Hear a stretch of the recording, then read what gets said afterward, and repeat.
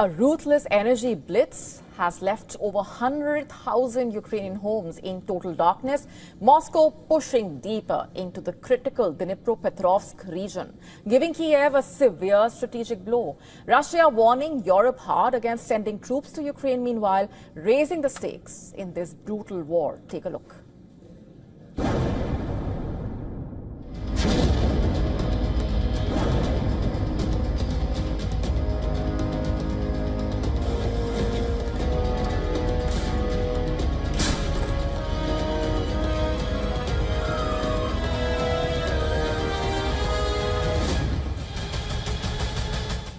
Ukraine plunges into darkness.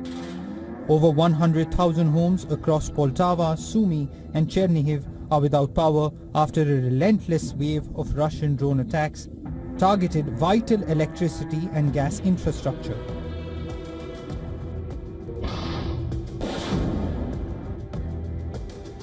The hit on gas pipelines and power stations sends shockwaves through energy supplies, forcing hospitals and essential services into crisis management as Kyiv scrambles to restore light.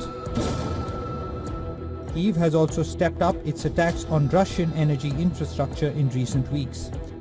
Gas stations have run dry in some regions of Russia after Ukrainian drones struck Russian refineries and other oil infrastructure. Ukraine says it is using its homegrown new long-range missile known as Flamingo.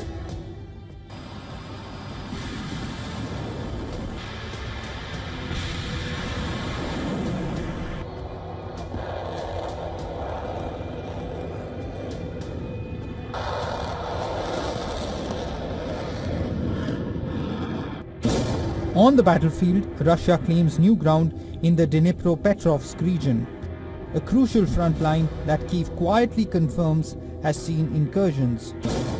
This marks a significant setback for the Ukrainian military, threatening to shift the balance in one of the war's fiercest theaters.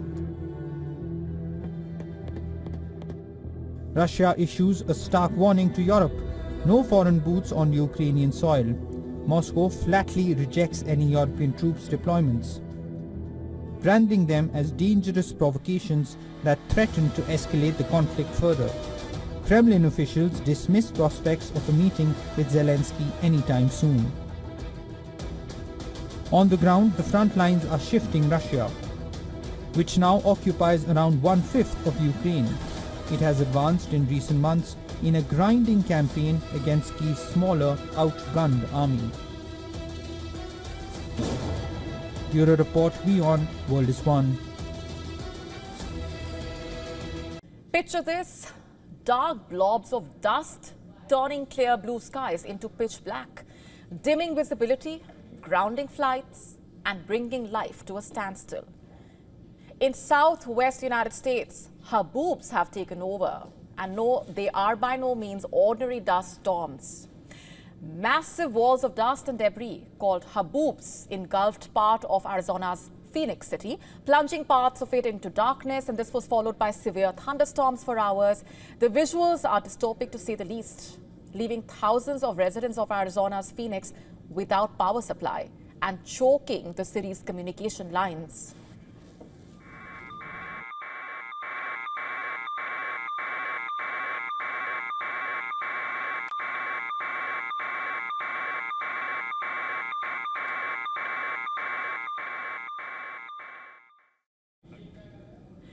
But what are haboobs really, and how are they formed? To begin with, haboobs are dense walls of dust kicked up by thunderstorms and can be several miles long, several thousand feet high.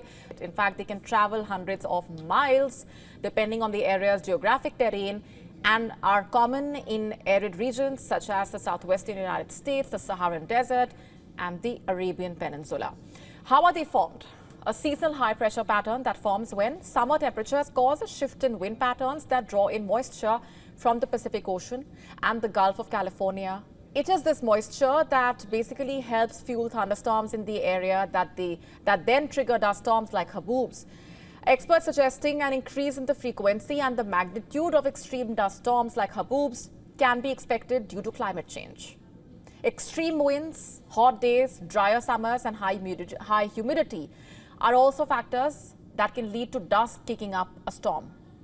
Experts further suggest haboobs may also entail health risks like contracting respiratory infections, cardiovascular conditions perhaps, as well as contamination from metals like lead and arsenic, which can be swept up by haboobs, which remain suspended for a long time and endanger public and animal health.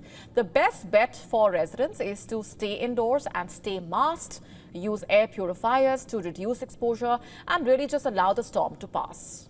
Let me now ask you this: how quickly can you flip a tire more than 50 meters? Or how many high fives can you give in 30 seconds? Or maybe you've got a hidden skill like holding a mountain of table tennis balls in one hand? Because if you do, Guinness World Records wants to hear from you. To celebrate its 70th birthday, Guinness has unveiled 70 brand new record titles. None of them have been claimed as of now. What are some of these unclaimed record titles, you ask?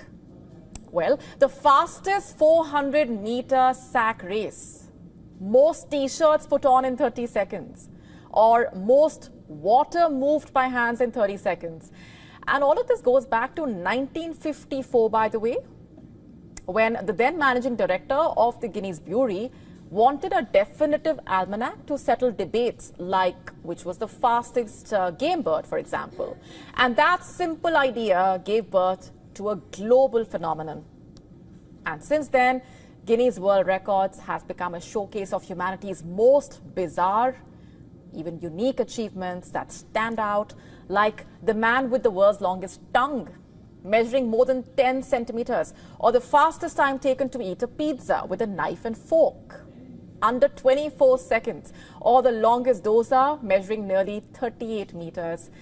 At its London headquarters, meanwhile, Guinness receives up to 50,000 suggestions for new records every year. Only around 4,000 get approved after careful checks to ensure that they are measurable, breakable, and standardized. Even something as simple as a high five must follow strict guidelines, like the hands need to be above the head, a clear audible clap, no shortcuts. So the question still is, what is stopping you? The list is out there: stacking potato chips perhaps, tying shoelaces at lightning speed, or putting on the most t-shirts in 30 seconds. Guinness is waiting for you. Greenland is back in the spotlight again. Denmark summoned the U.S. charged affairs following reports of American attempts to interfere in the autonomous territory. According to a local Danish public television network, U.S. officials reportedly tried to gather information in Greenland's capital about local opinions on relations with the U.S. and tensions between Greenland and Denmark. Reportedly, the information also pertaining to sensitive historical issues like the forced removal of Inuit children and forced contraception of women, reportedly.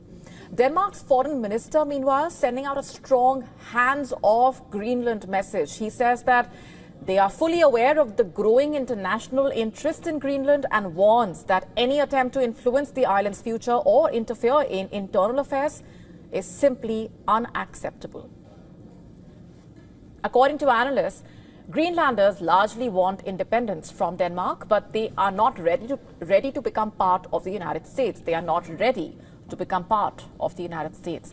In fact, since returning to the White House in January, Donald Trump has repeatedly said that America needs the strategically located, resource-rich island for security reasons. The vast semi-autonomous Danish territory on the shortest route between North America and Europe, vital for the U.S. ballistic missile warning system, and has also refused to rule out the use of force to secure it.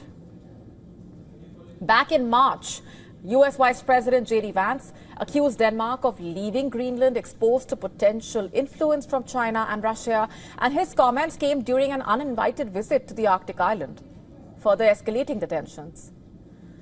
2 months before that, in January, Donald Trump Jr. also made a trip to Greenland, which marked a renewed U.S. interest in the strategically located island.